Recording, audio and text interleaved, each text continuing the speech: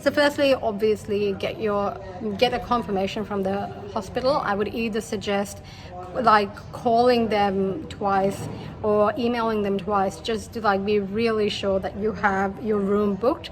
No one I know has ever had an issue with this, but you know, you don't want to come all the way and find out that it's not available. So I would recommend doing what I did and just like triple checking that. So after I bought the tickets, the first thing I did was apply for my visa.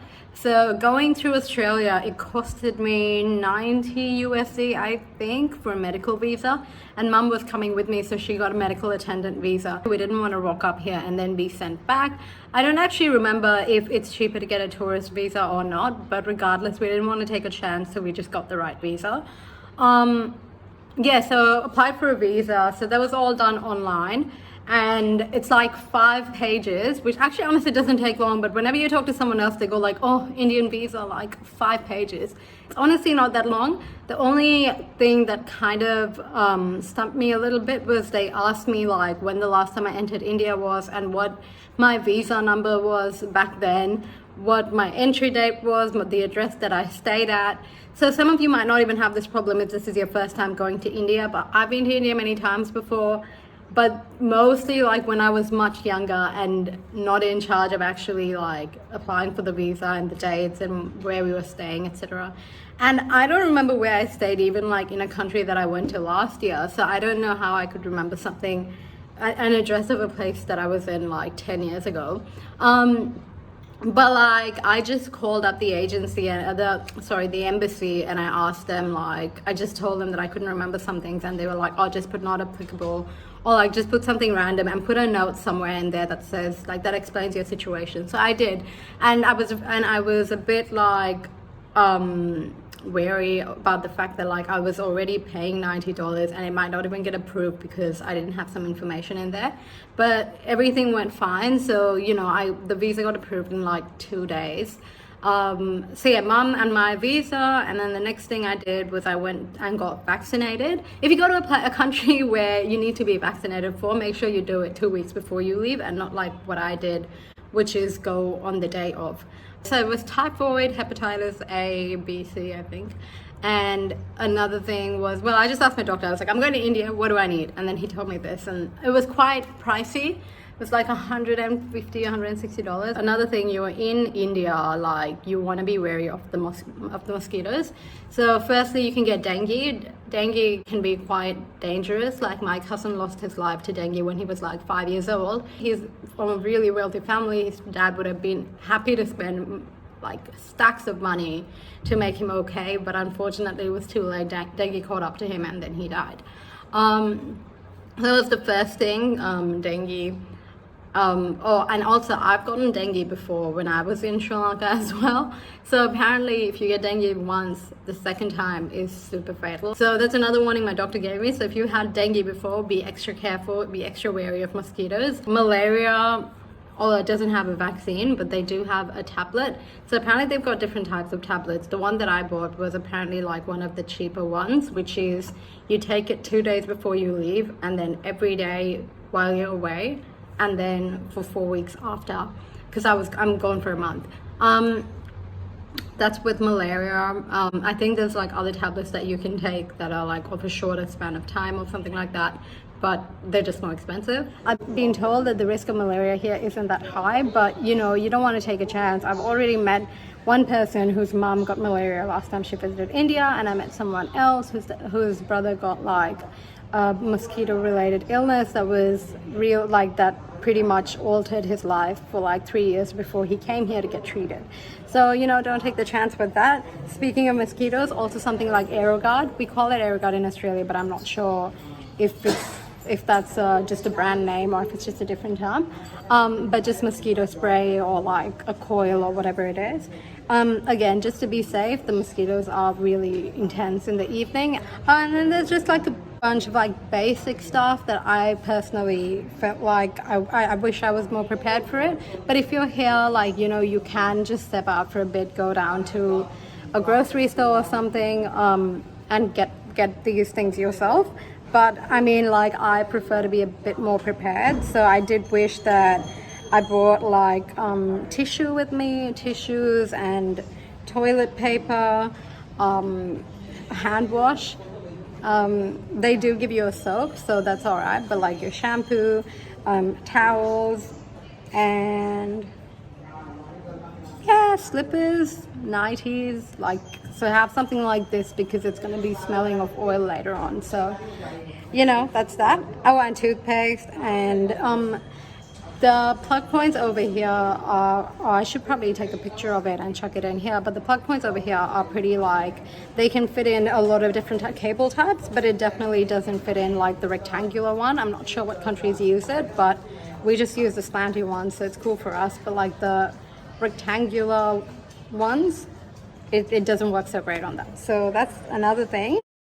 I thought I'd do just a quick video just running through some things that I would definitely do differently the next time I'm here, and things that I do wish I did differently as well. This might be useful for you or may not, so just maybe you could just, you know, selectively listen to the advice that applies to you. So first and foremost, allergies. Now this particularly does not apply to me because I'm lucky enough that so far I've never been allergic to anything, touch wood. But I do know people who have been allergic to stuff, who have come here and then told the doctor that, and then for some reason, because of some like communication gap, their medication has not met like their their medication has contained things that they're allergic to. So I would really recommend not just letting one person know, but making sure that like a senior doctor knows, and then like double checking with them. I think the main takeaway from this video is that at the end of the day, Ayurvedic medicine, Western medicine, any medicine really, you're in charge of your own health, and you've got to make sure that like whatever you want is like, it's not someone else's responsibility, you know what I mean? So don't expect that just because a doctor knows better or a doctor is more aware than you are, that you're just in safe hands, and don't go like not look into it. We've been blessed with so many resources and so much access to knowledge that I think it's definitely worthwhile doing your own research when it comes to Western medicine or Ayurvedic medicine. And that definitely still applies here, because one of the favorite tips I've been giving to the newcomers here that they seem to really appreciate is that keep going to the doctor and keep telling the doctor repeatedly what your problem is. So I'm like might have mentioned before, I do keep a book where I kind of just write quick notes, and just every time the doctor comes to see me, I kind of just go over my notes a little bit, and I let them know what my concerns are, how I'm going with my medication, etc. And sometimes they tell you that, hey, this is expected, this is normal.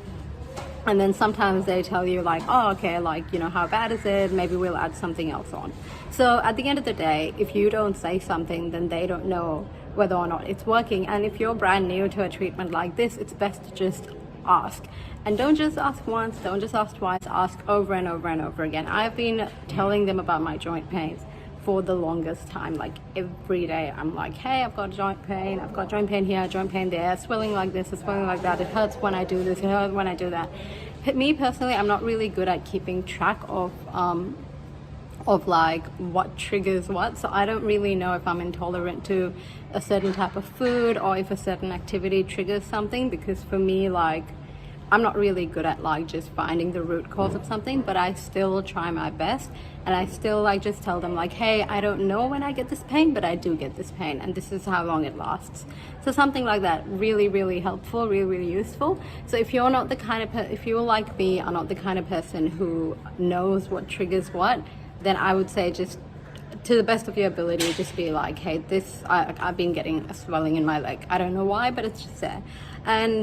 And yeah, like that kind of leads on to my next point, which is like, I think 18 days into being here, finally the doctor was like, oh, all right, so you keep getting swellings, like let's just check your blood count. And he went ahead and like did a blood test for me, even though I've done blood tests before coming here, even though I came here with reports previously.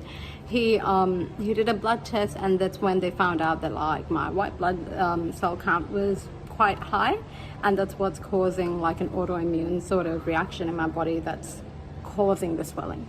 And I do really wish that I'd done this blood test in this hospital before, even though I had come with all my reports, I do really wish that I had gotten it tested just once more, just to double check, and just so that they have it on their record and that they know that they did it and it's in their memory.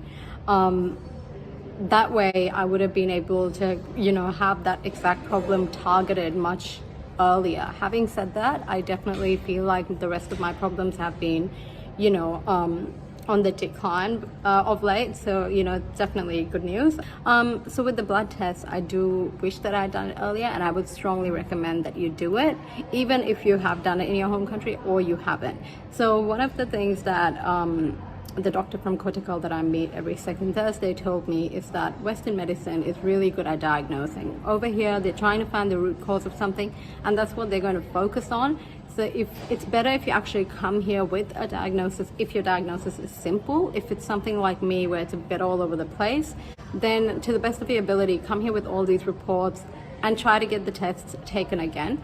Because Ayurvedic treatment is amazing, but in terms of diagnosing, like I said before, you're in charge of your own health. Like, I don't want to just come here, get treated for something, and then realize that, I had arthritis all along. Like, I would rather have gotten that diagnosis from my Western doctor, so that way, when you have emergencies and stuff like that, or you have to fill in like your medical, like your health record and stuff like that, you're able to just, actually know what's going on. You don't have to keep coming back here just to kind of because only these doctors know. Yeah, so be very persistent. I think that is the biggest tip I can give you. Like, if you are not happy with the doctors just doing the rounds and having a 5-minute conversation with you, go back and see them. Go to the outpatient clinic. This is another thing. A lot of people who've been here many times before were not aware that they could just walk into the outpatient clinic and ask for an appointment with the same doctor or a different doctor, etc. Don't expect every doctor to have read your file. Don't expect everyone to have like a thorough understanding, especially if you have a lot of reports. Make sure that you're able to repeat yourself to them, re-explain the situation. Don't get sick and tired of doing it like I did when I was in Australia. Just keep them they're not like, you gotta think like they're humans, like some days I'm sure all of you get lazy on your job some days, and then some days you're just like not really paying attention. So they're human too, like they do the same thing sometimes. So it's definitely a good idea just to keep repeating yourself, make it really, really clear, be persistent, keep going to see the doctor. So another guy that I met here was telling me that he goes and has one-on-one conversations with them for like 45 minutes, 50 minutes. And I was like, I don't feel so bad for doing the same thing now. I thought I was just being annoying, but instead it's really not enough time when they're doing their quick rounds. Like, I'm a bit more of a passive person, but I've realized over here that, especially when it comes to my health, I am very aggressive, not aggressive, I think very persistent is probably the right word.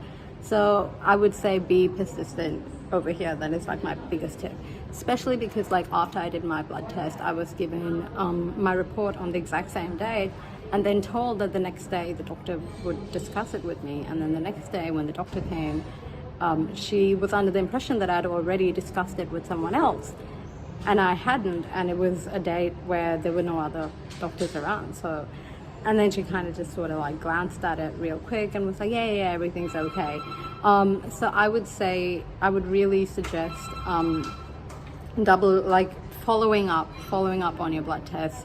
Try your best maybe to see the same doctor. If you find one you like, make sure you know what days he's in, what times he's in, and keep going to the same doctor.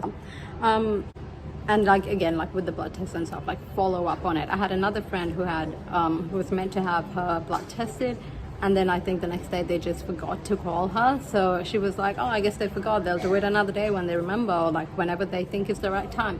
And I said, no, call them up again and tell them, because like it's a big place. Everyone's got so much to do. They're not going to realize sometimes.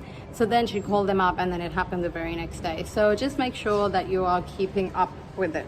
There's a doctor that comes in every second